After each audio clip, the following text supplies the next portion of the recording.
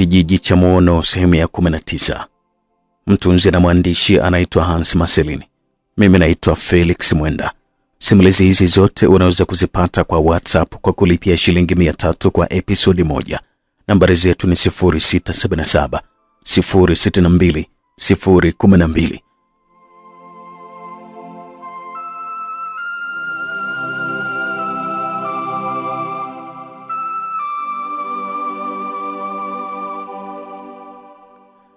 Sehemu ya 18 tulisha pale ambapo yule mzee alikuwa ni mkuu wa wachawi kwa sababu alitoa sadaka ndugu zake wanawe pamoja na mkewe.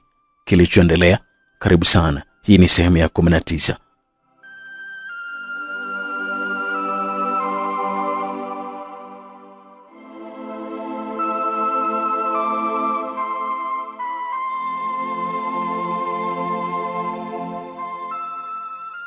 Kutoa kule sadaka ndiko kulikompandisha cheti na kufikia kuwa kiongozi mkubwa. Ilikuwa ni mara baada ya idadi ya watu waliotoa kafara kuwa kubwa kushinda mchawi yoyote pale kijijini. Ndio maana alikuwa kiongozi. Japo hakuwa tena vizuri kwenye kushiriki tendo la unyumba, lakini alikuwa anapenda sana kucheza na wanawake katika himaya yake hadi pale atakapoona ameridhika.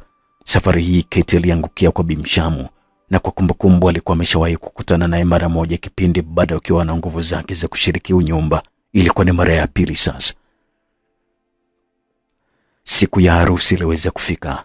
Japo Bimshamu pamoja na timu yake walizuia ndoa ya Salama na Selunga kwa kuwaondosha mawazo ya wawili hao kufunga ndoa, lakini ilikuwa ni kazi bure kwa sababu tayari binti alikuwa ameshakufa na kuoza kwa Selunga, na lolote lile halikuweza kufanikiwa kabisa kwa kuwa tayari kichwani mwake bado kulikuwa na dawa ambayo ilikuwa ikiendelea kufubaza ubongo wa Salama.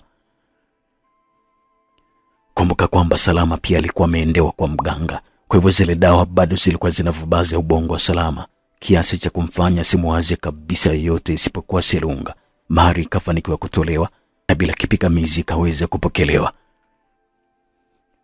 Kijijini Lipwete, asubuhi ya siku ya ndoa hiyo, kuna vitu Selunga aliviona haviko sawa kabisa katika mwili wake. Mabadiliko hayo yalianza kidogo kidogo siku 3 nyuma, lakini siku hiyo ndiyo yalikuwa yamechachamaa kabisa. Yalikuwa ameshaanza kuona kwamba kuna vitu haviko sawa katika mwili wake. Sehemu zake za siri zilikuwa zikimuuma sana, na hata alipojaribu kwenda hospitali kama alivyokuwa anahisi mwenyewe kwamba huenda ni ugonjwa wa ngono, haikuwa vile. Pamoja na kupewa dawa za kutuliza maumivu, lakini bado zilikuwa hazijafua dafu. Alikuwa anazidi kupata maumivu tu Selunga. Alikuwa anazidi kuumwa Selunga hadi asubuhi ya siku ile inafika. Tayari usaha uliokuwa umechanganyikana na damu vilikuwa vikiuandama uume wake. Hakuona sehemu ya kukimbilia, lakini ni kwa yule babu. Hakutaka kabisa kumweleza yote. Wakati hayo yote yakiendelea kumtokea Selunga, vile vile upande wa Salama hali ya mwili wake ilikuwa ikianza kubadilika. Hedhi ambayo ilikuwa ikimtoka bila kukoma tena kwa kasi ya ajabu iliendelea kumtesa. Alikuwa anapata hedhi tu Salama kila siku bila kuisha. Kila baada ya dakika 2 pedi yake iliyokuwa amevaa kuzuia damu hizo ilikuwa haitamaniki kabisa. Ilikuwa ni periodi ambayo haikuwa na kikomo. Bimshamu akiwa nje pamoja na wamama wenzake waliokuwa wakichambua mchele, alikuja kuitwa mkuku na mmoja kati ya binti aliyekuwa akimhudumia Salama mle ndani. Aliweza kumuita Bimshamu. Alikuja kuitwa mkuku, wakaongoza na mkuku na kuingia ndani. Waliwaacha watu pale nje wakiwa katika alama za ulizo. Walikuwa na shangaa tu kuna nani huko ndani. Walikuwa wanajiuliza tu watu pale nje. Bimshamu akamfikia binti yake aliyelala kitandani akiwa hoi. Nguo hazikuwa na umuhimu tena kwake, kwa hivyo alikuwa ni mtupu kabisa kama alivyokuwa amezaliwa. Damu zilikuwa zinaendelea kumvuja mithili ya bomba lilikuwa linachuluza maji nje. Damu zilikuwa ni nyingi sana kwa Salama. Mwanangu umepatwa na nini? Bimshamu akahoji kwa mshtuko huku akiwa anamshika mwanae kitandani pale. Shamsa mke wa Mudi aliyekuwa amejipamba na kupambika pia alikuwepo mle ndani ya chumba. Kilikuwa ni chumba kilichokuwa na wadada 3 waliovalia sare, ukiachilia mbali Salama mwenyewe pamoja na mama yake Bimshamu. Alikuwepo pia Shamsa. Alikuwepo pia wifi yake Shamsa mle ndani. Mama, naumia sana mama. Salama alizungumza huku akiwa hoi. Hata kuzungumza kulikuwa ni kwa tabu sana. Alikuwa hoi sana pale kitandani. Alikuwa hoi pale kitandani, mwanaye salama. Nini tatizo lakini mwanangu? Eti mama Zinduna, wifi yako amepatwa na kitu gani? Bi Mshamu alikuwa anauliza huku machozi yakimlengalenga usoni mwake akimwangalia Shamsa. Alikuwa anataka kulia Bi Mshamu. Sisi hata hatujui mama, hali imeanza muda mrefu, Shamsa alijibu huku naye akiwa amepagawa na ile hali ya wifi yake. Alikuwa amepagawa pia. Si unajifanya mjanja, umewapa kinga baba mkwe wako pamoja na mwanao ili tusiweze kufanikisha. Sasa mchezo ndo kwanza unaanza. Hii ni vita yangu mimi na wewe. Si hadi Salangi ameshindwa, mimi siwezi kushindwa. Sauti hiyo ya mzee Lwambo ilijirudia masikioni mwa Bi Mshamu, na ilikuwa ni mara baada ya Salangi kuamua waachwe wawili hao waoane, na hiyo ni kutokana na mbinu zote za kufubaza upendo wao kutofanikiwa. Alikuwa anakumbuka Bi Mshamu. Alikuwa anakumbuka vile Bi Mshamu. Lwambo, ni kwa nini umefanya hivi? Umenichokoza. Umeichokoza vita ambayo mwisho wake itakugharimu wewe pamoja na kizazi chako chote. Bi Mshamu akajishtukia akizungumza kwa sauti huku akiwa analia. Alikuwa anazungumza vile, akajinyanyua kwa nguvu na kutoka pale chumbani huku akimwacha mwanae pale kitandani. Alinyanyuka tu Bi Mshamu. Alinyanyuka pale Bi Mshamu na kisha kutoka tu. Umeingia katika vita kubwa sana. Sauti ya babu ilipenya kwenye masikio ya Selunga aliyefika nyumbani kwake kwa ajili ya kuomba msaada wa lile tatizo. Aliweza kufika pale Selunga. Unamaanisha nini babu? Selunga alihoji kwa mshangao akiwa anamtazama babu yule. Hapa kuna mawili. Aidha uachane na binti unayetaka kumooa au uingie kupambana na hii vita. Selunga kamtazama babu kwa makini kabla ya kumtupia swali. Alimuuliza yule babu. Babu, namaanisha kwamba mimi ni mwache Salama? Babu akatikisa kichwa kukubali. Selunga naye akatikisa kichwa kupingana na jambo hilo kabisa. Hapana babu. Hapana, siwezi kumwacha Salama babu. Nampenda sana. Yaani iwe isiwe lazima nimwoe. Kwani yeye anahusika na kitu gani kwenye matatizo yangu haya? Yanahusika kwa kiasi kikubwa sana.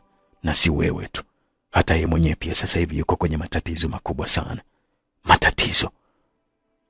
Matatizo gani? Selunga alihoji kwa mshangao mkubwa sana.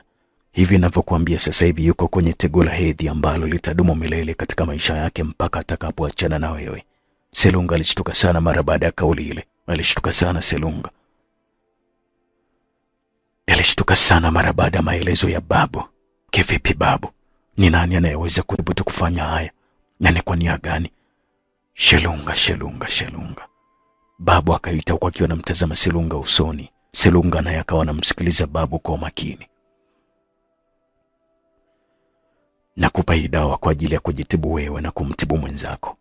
Lakini sharti usiende na yeyote, na wala asijue yoyote kama unaenda, hadi utakapofika huko akushtukie tu kwamba umefika. Na unatakiwa uende kabla jua halijafika katikati. Sawa? Babu anaomba nipe hiyo dawa. Naomba hiyo dawa. Selunga alizungumza huko kichwani akiwa na maswali lukuki. Alikuwa na maswali mengi sana yasiyokuwa na majibu. Nakupa hii dawa ndio. Lakini ukirudi naye tu binti kabla ya kufanya naye chochote mje hapa. La sivyo utakavyoingia kwenye tupu yake ndio utakuwa mwisho wako wa kuiona tupu yako ikifanya kazi. Babu alizungumza huko akinyanyuka pale chini alipokuwa amekaa. Kauli ile ilimtisha sana Selunga. Ilimtisha sana. Lakini kama wasemavyo kwamba mpenda chongo huona kengeza, yote yale Selunga hakujali. Hakujali kabisa. Alichokuwa anajali yeye ni kuwa na Salama katika maisha yake yote. Alikuwa anajali hicho tu. Muda mchache baadaye, babu akarejea na kibuyu chake cha siku zote huku mkono mwingine akiwa na karatasi nyeupe. Aliketi, akakikunguta kile kibuyu kilichokuwa kinatoa unga ndani yake. Ule unga kaufunga kwenye ile karatasi. Hebu shika hii. Yakamkabidhi Selunga. Selunga kaipokea. Hii utapaka kwenye dhakari yako kidogo kabla ya kwenda muono. Na mwingine utajipaka ukifika katika nyumba ya mkweo. Na ukifika ingia moja kwa moja kwenye chumba alichomo Salama. Japo watu watakuzuia sana lakini lazimisha kuingia. Utajipaka unga huo tena kwenye dhakari yako ukifika ndani. Na mwingine utajipaka usoni na kisha waliobaki puliza ndani ya chumba hicho. Baada ya kufanya hayo yote, lazimisha kumchukua mkeo muda huo hata kama bado hujamuoa na urudi naye hapa kwangu. Babu akatoa maelezo hayo yaliyompa afueni Selunga. balipata nafuu Selunga. Sawa babu, nashukuru sana. Nenda, usichelewe. Hakukuwa na namna. Selunga kaanza safari kuelekea Muona mara baada ya kufanya vile alivyokuwa ameelekezwa awali. Kidogo nafuu ilipanda mara baada ya kupaka unga ule kwenye kinyambolelo chake. Alianza kupata nafuu.